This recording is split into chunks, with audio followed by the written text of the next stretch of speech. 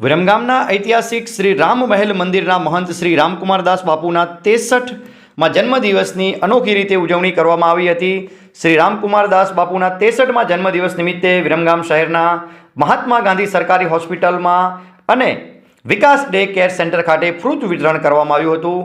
મહાત્મા ગાંધી સરકારી હોસ્પિટલ ખાતે સગર્ભા બહેનો, ધાત્રી માતાઓ, કુપોષિત બાળકો સહિતના દર્દીઓને મહંતશ્રીના હસ્તે ફ્રૂટ વિતરણ કરવામાં આવ્યું હતું। આ ઉપરાંત લાયન્સ ક્લબ ઓફ વિરમગામ સંચાલિત વિકાસ ડે કેર સેન્ટર ખાતે પણ દિવ્યાંગ બાળકોને ફ્રૂટ વિતરણ કરવામાં આવ્યું હતું।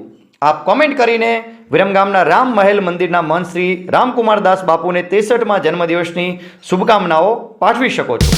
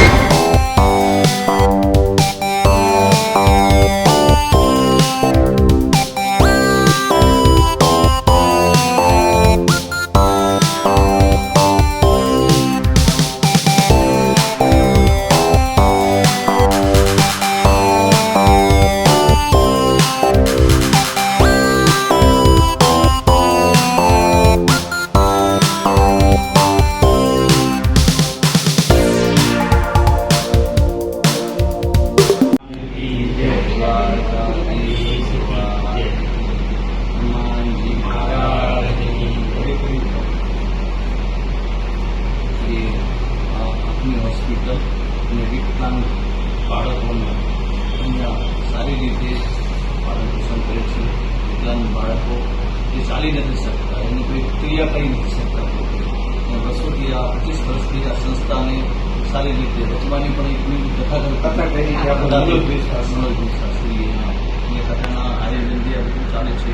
અને આજે આ તો ભગવાન રણછોડરાયનું દ્વારકાધીશમાં ભગવાનનો પ્રસાદ છે. આ બાળકો અને પ્રસાદ લે અને એની તંદુરસ્તી જે સારી થાય અને વિકલાંગો પોતાના પૈર ભરું ઊભા થઈ શકે, પોતાની આગળ વધે એવી ભગવાનની પ્રાર્થના કરું છું કે દિવસે ને દિવસે આ સંસ્થા ખૂબ પૂરેપૂરે અને ખૂબ આગળ વધે અને ખૂબ વિકાસ કરે.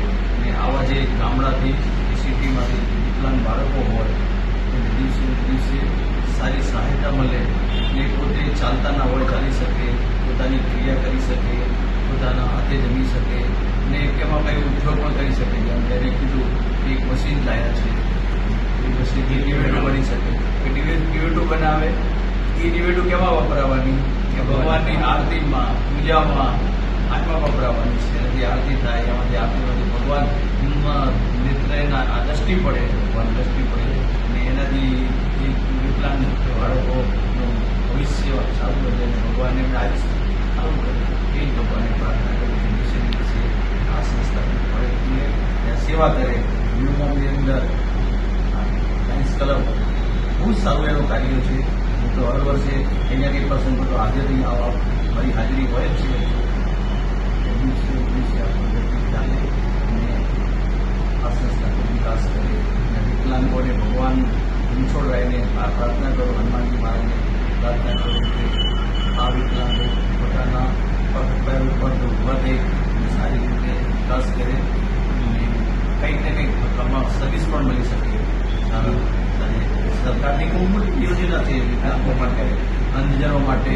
આ બધી ઘણી બધી સરકારની આયોજિત જેના માટે સરકાર પણ આમાં ધ્યાન આપી શકે. સરકાર પણ ધ્યાન આપે છે અને વિરમગામની સંસ્થા ખૂબ એનો જે મોતરી ઉતરાવવાનો હોય એને મણી પણ ત્યાં કરી આપે છે. અને એ મોટું લાભ છે કે મોટા બીજું તો બધા માણસ પૈસા એ બીજું બધું આપે છે, પણ અંગદાન આપે. અંગદાન દિવસે ને દિવસે અંગ આપવું જ જોઈએ માણસને. આપણે મરી ગયા પછી કોઈ ઉપયોગમાં આવવાનું જ નથી, પણ આપણે કોઈ અંગદાન કિડની હોય, આંખ છે, કોઈ શરીરનો કોઈ બી ભાગ હોય દાનમાં આપે એ બીજા બે કે ત્રણ માણસ એ જીવને કાર્ય કરી શકે, સામાજિક કાર્ય કરી શકે, ધાર્મિક કાર્ય કરી શકે, સરકારના ઉપયોગ કરી શકે, આમ પબ્લિકનો કરી શકે, હોસ્પિટલમાં ડૉક્ટર બની શકે. આ બધા કાર્ય અનેક માણસને અંધ માણસે તે ના કરી શકતો, પણ એને આંખનું દાન આપે તો આંખની આગળ વધી શકે, ખેતી પણ કરી શકીએ, મજૂરી પણ કરી શકીએ, બીજાના ઉપયોગમાં આવી શકે એવું હોસ્પિટલ દિવસે દિવસે વિકાસ કરતો જઈએ. મોતિયાના ઓપરેશન કરવામાં આવે છે, ડેપો મશીનથી કરવામાં આવે છે. અને આ સંસ્થાના ઘણા બાળકો પણ નોકરીએ લાગી ગયા, પોતે પગભર છે, શિક્ષકો છે, કોઈ બેંકમાં છે, એવાય શિક્ષકો ઘણા છે. આપણે ડૉક્ટર રમીલાબેન જઈને આ કાર્ય ચાલુ કર્યું હતું, જૈનથી જ છે ને એમને ઘણા આજુબાજુ ગામડાના બાળકોને પણ નોકરીએ, કોઈ ગાયક કલાકાર છે, બોમ્બેમાં છે, વચ્ચે અમે ટ્યુશન ગોઠવ્યું તો બધા આવ્યા હતા ને એ લોકોએ પણ પોતાની કમાણીમાંથી આ સંસ્થાને 11,000 રૂપિયા આપેલા. જ્યારે આપણે એક કથાનું આયોજન કર્યું હતું ત્યારે અને માત્ર ડોનેશન લોકોએ અમને આપ્યું હતું કથા દ્વારા.